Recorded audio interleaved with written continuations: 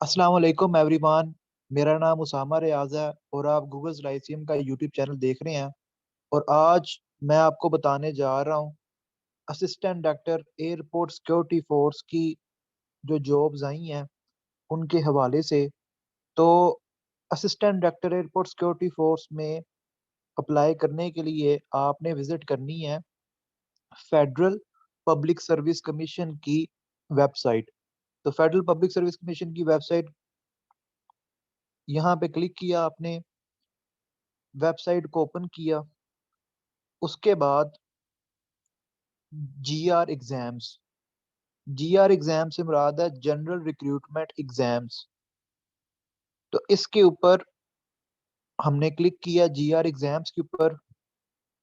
उसके बाद यहाँ पे है जी एडवर्टाइजमेंट्स। इन एडवर्टाइजमेंट्स के ऊपर आपने करना है क्लिक। तो एडवर्टाइजमेंट के ऊपर क्लिक किया। उसके बाद करंट एडवर्टाइजमेंट्स, तो करंट एडवर्टाइजमेंट का आपने ख्याल रखते हुए करंट एडवर्टाइजमेंट के ऊपर क्लिक करना है। उसके बाद जी ये करंट एडवर्टाइजमेंट आ गई। इस करंट एडवर्टाइजमेंट के ऊपर अब हम करेंगे क्लिक। ठीक है। अब टू व्यू एडवर्टाइजमेंट, एडवर्टाइजमेंट देखने के लिए इस नंबर 1 के ऊपर क्लिक करना है। चालान फॉर्म डाउनलोड करने के लिए, क्योंकि जिस जॉब में आपने अप्लाई करना है पहले उसकी 300 रुपया जो है वो फी जमा होगी, उसके बाद आप अप्लाई कर सकते हैं। नेशनल बैंक के अंदर फीस जमा होगी। तो पॉइंट नंबर 2 जो है वो फी चालान का है। यहाँ से चालान डाउनलोड करना है आपने। अच्छा, चालान जो है ना, एफपीएससी का जितने भी जनरल रिक्रूटमेंट्स के टेस्ट होते हैं सबका चालान सेम होता है। तो एक दफा ही डाउनलोड कर लें, उसका एक प्रिंट निकलवा लें और 15-20 उसकी फोटो कॉपीज करवा के अपने पास रख लें, ताकि जब मर्जी आप जो है वो एफपीएससी के चालान आपके पास हो, जब मर्जी फीस जमा करवा लें। तो एक दफा ही प्रिंट लें, उसकी फोटो कॉपीज करवा के अपने पास रख लें, ताकि बार बार आपको जो है वो चालान जो है वो प्रिंट ना निकलवाना पड़े। उसके बाद ये अप्लाई करने के लिए टू अप्लाई ऑनलाइन, तो यहाँ पे ये जो पॉइंट नंबर 3 है, यहाँ पे आपने क्लिक करना है अप्लाई करने के लिए। अब मैं आप लोगों को बताऊंगा कि assistant director airport security force में कौन अप्लाई कर सकता है और कौन अप्लाई नहीं कर सकता।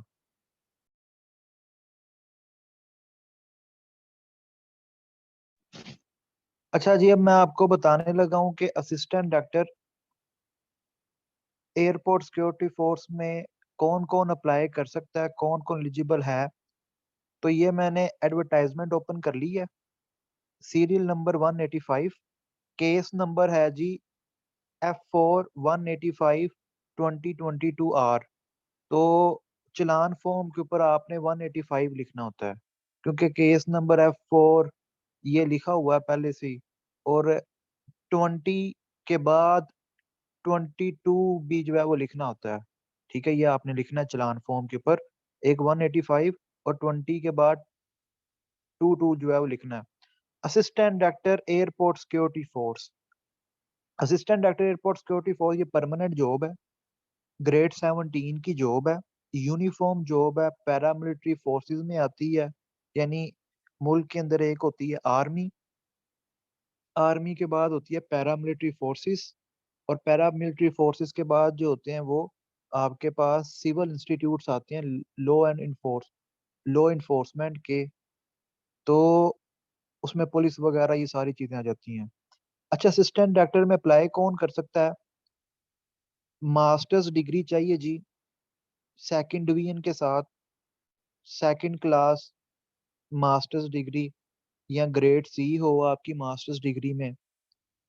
अब मास्टर्स डिग्री से मुराद है 16 ईयर्स ऑफ एजुकेशन, 16 साल education, 16 years of education. Masters degree से मुराद है जी 16 ईयर्स ऑफ एजुकेशन। तो जिसने बीएस किया 4 साल, ठीक है, जिसने 4 साल वाला बीएस किया है, या जिसने बीएससी ऑनर्स की है, जिसकी 16 साल एजुकेशन के बराबर एजुकेशन बनती है, वो एलिजिबल है।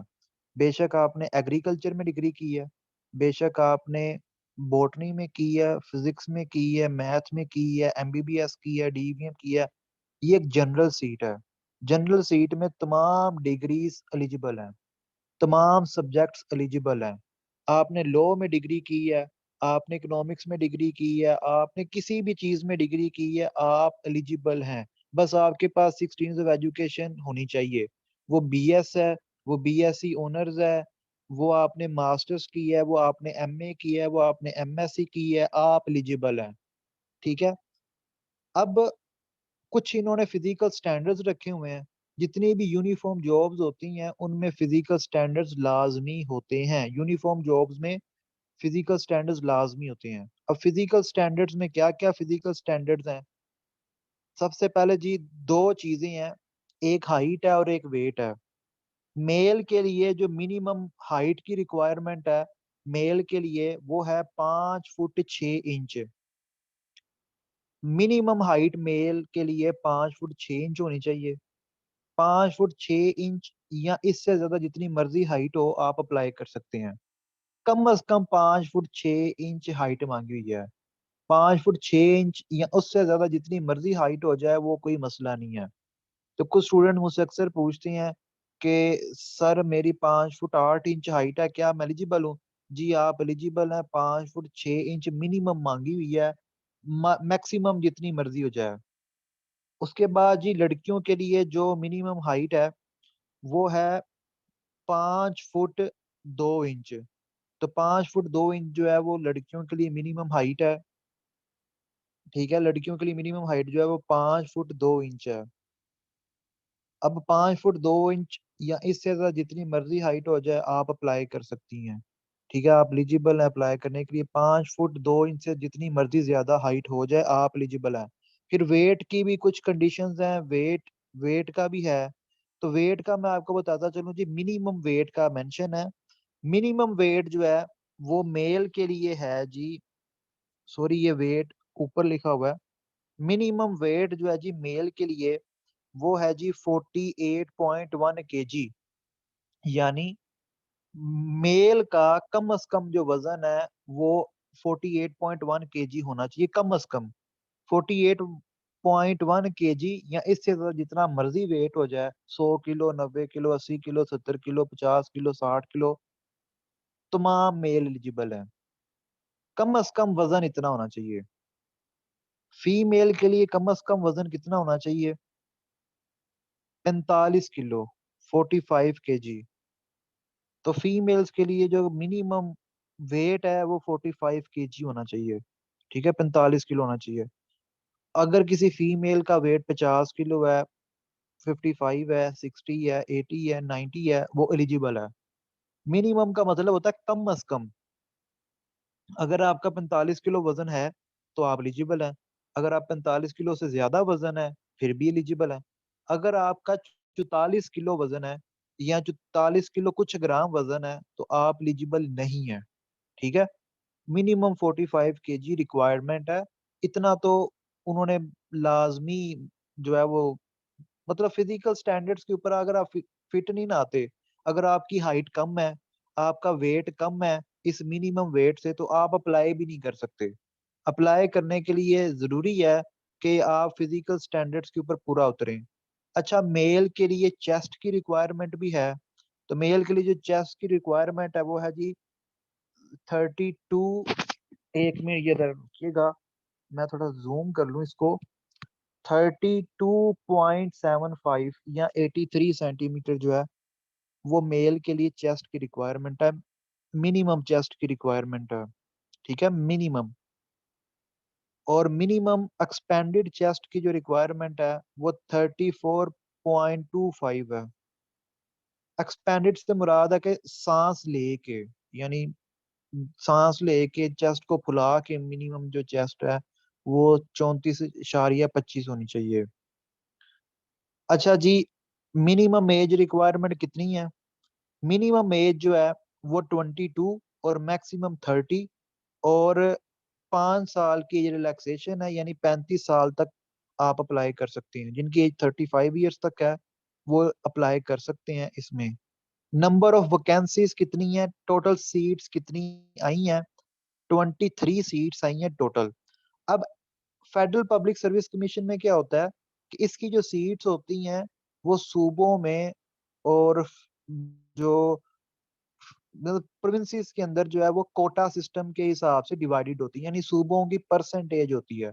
तो 23 सीट्स में पंजाब की कितनी सीट्स हैं और बाकी सूबों की कितनी कितनी सीट्स हैं उन्हें देखते हैं।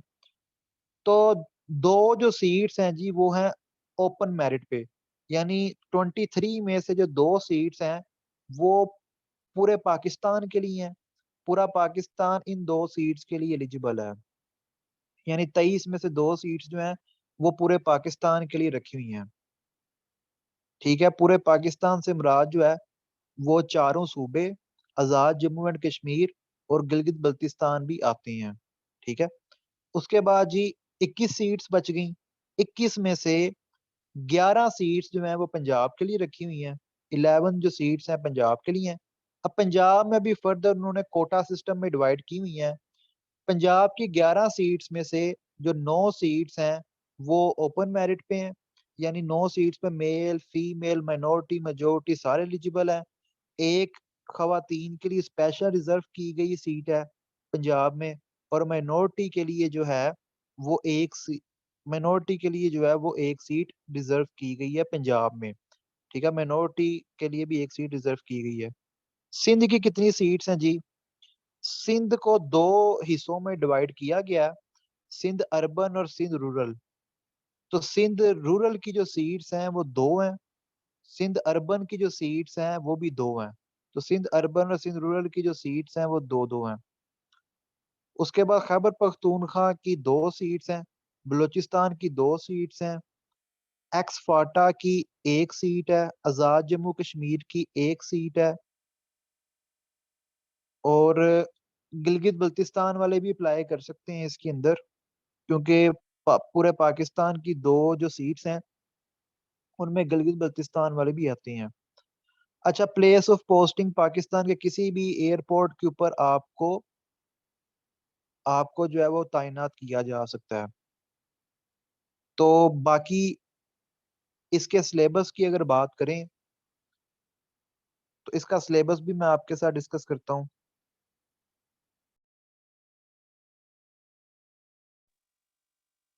अच्छा जी, जो assistant director airport security force का जो सिलेबस है उसके अंदर दो पार्ट्स हैं। ये 100 मार्क्स का पेपर होगा। पहले तो मैं आपको ये बताता चलूं कि पहले आपका होगा स्क्रीनिंग टेस्ट। स्क्रीनिंग टेस्ट जो है वो 100 मार्क्स का पेपर होगा। 100 मार्क्स का ये पेपर होगा स्क्रीनिंग टेस्ट। उसमें 100 एमसीक्यूज होंगे। 100 एमसीक्यूज में जो 20 एमसीक्यूज हैं वो इंग्लिश के हैं, और बाकी जो 80 एमसीक्यूज हैं वो जनरल इंटेलिजेंस या प्रोफेशनल टेस्ट के हैं। इंग्लिश के 20 एमसीक्यूज कहाँ से आएंगे, vocabulary, grammar usages, sentence correction, यहाँ से जो है वो आपके 20 एमसीक्यूज आएंगे। गूगल लाइसियम के यूट्यूब चैनल के ऊपर इंग्लिश की वीडियोस पड़ी हुई हैं, आप प्ले लिस्ट में जाएं और इंग्लिश लेक्चर्स की जो प्ले लिस्ट है उस प्ले लिस्ट को सुन लें। ठीक है, इसके अलावा वो कैब की भी हम वीडियोस अपलोड करेंगे, तो ये आपके 20 एमसीक्यूज तैयार हो जाएंगे। बाकी जो 80 एमसीक्यूज हैं उन 80 में से 20 एमसीक्यूज जो हैं वो आने हैं बेसिक अरिथमेटिक के। गूगल लाइसियम का जो यूट्यूब चैनल है उसके ऊपर 4 वीडियोस पड़ी हुई हैं एमफिल टेस्ट के हवाले से, MPhil and PhD admission test के हवाले से। उसमें मैंने जो मैथ करवाया हुआ है वो वही मैथ जो है वो टेस्ट के अंदर आता है। ठीक है, अलजबरा में से 5 सवाल आने हैं, 5 सवाल रेशो में से आने हैं, 5 सवाल परसेंटेज में से आने हैं, और 5 सवाल जो हैं वो अरिथमेटिक मीन्स के आने हैं। टोटल सवाल आने हैं 20। फिर जी करंट अफेयर्स, तो 20 क्वेश्चंस जो हैं, 20 क्वेश्चंस जो हैं वो 20 एमसीक्यूज करंट अफेयर से आने हैं, जिसमें पिछले 2 साल का नेशनल और इंटरनेशनल जो करंट अफेयर्स है वो सारे का सारा शामिल है। फिर 20 एमसीक्यूज जो हैं वो पाकिस्तान स्टडीज और इस्लामिक स्टडीज में से आने हैं, और 10 एमसीक्यूज पाकिस्तान स्टडीज में से है, और 10 एमसीक्यूज जो हैं वो इस्लामिक स्टडीज में से हैं। 20 एमसीक्यूज जो हैं वो आने हैं जी security measures to maintain law and order. ये जो security measures to maintain law and order है, इसके अंदर कुछ बेसिक कॉन्सेप्ट्स आती हैं सिक्योरिटी मेजरमेंट्स के हवाले से। यानी सिक्योरिटी मेजरमेंट्स के लिए जो चीजें हम यूज करते हैं उनके बारे में वो पूछ सकता है कि सीसीटीवी कैमरा क्या होता है, क्लोज सर्किट कैमरा क्या होता है, ठीक है, स्कैनर क्या होते हैं, ये किस तरह काम करते हैं। ये 3-4 एमसीक्यू इस तरह के जो जो इंस्ट्रूमेंट्स यूज करते हैं। बाकी एयरपोर्ट सिक्योरिटी फोर्स का जो एक्ट है उसमें से आने हैं। तो एयरपोर्ट सिक्योरिटी फोर्स का जो एक्ट है वो आप गूगल गूगल से डाउनलोड कर सकते हैं और उसमें से बाकी 20 एमसीक्यूज आने हैं। तो मैं भी सोच रहा हूँ कि मैं इन पोस्ट के हवाले से एक बैच स्टार्ट करूँ।